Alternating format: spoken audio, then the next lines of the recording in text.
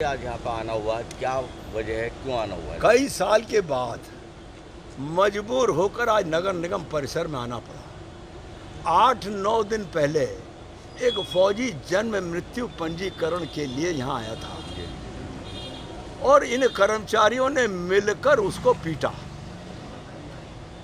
उसकी तुरंत उसने शिकायत की।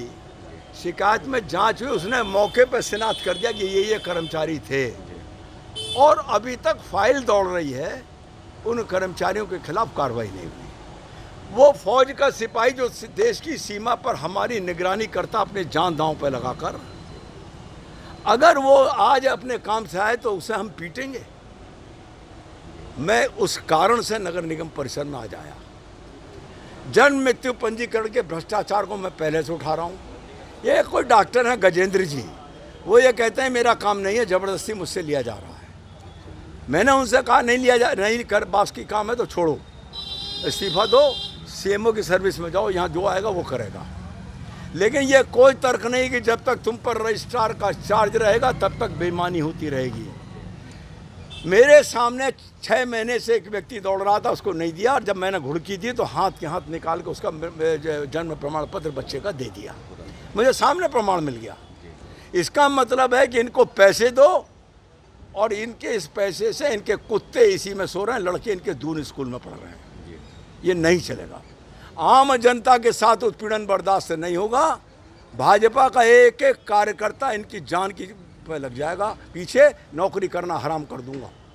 दूसरी बात, छतरी पीर से घंटाघर सड़क बन रही है, 28 मीटर नाला नहीं जुड़ पा रहा है नगर निगम की वजह से। कि वो एक पहले राम रहीम फूल वाले की दुकान है, उसके नीचे से निकल के फिल्मिस्तान की रोड पर जाता है। आज भी प्रमाण मौजूद है उसका। उसकी दुकान पर भी कोई नुकसान नहीं होने वाला है।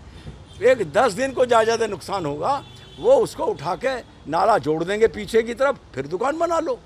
हम दुकान को नहीं रोक रहे, लेकिन नाला नहीं जुड़ेगा, 24 करोड़ रुपया लगा रहेगा और 28 मीटर के कारण मोहल्ले के लोगों को जल भराव की परेशानी झेलनी पड़ेगी। ये भी बर्दाश्त नहीं है। मैंने चीफ इंजीनियर को कह दिया, मुझे सोमवार तक रिपोर्ट चाहिए, PWD से बात करके इस काम को करा के दो, अन्यथा फिर मैं निपटने दोबारा आऊँगा। भाई नगर निगम में एक ही सीट पे 20-20 साल से कार्यरत हैं। मैंने आज कह दिया है, मुझे पटल परिवर्तन चाहिए और फिर किसी नेता के दबाव में उसका पटल परिवर्तन ना बदला जाए, ये भी जरूरी नहीं। 3 साल के बाद कोई नहीं।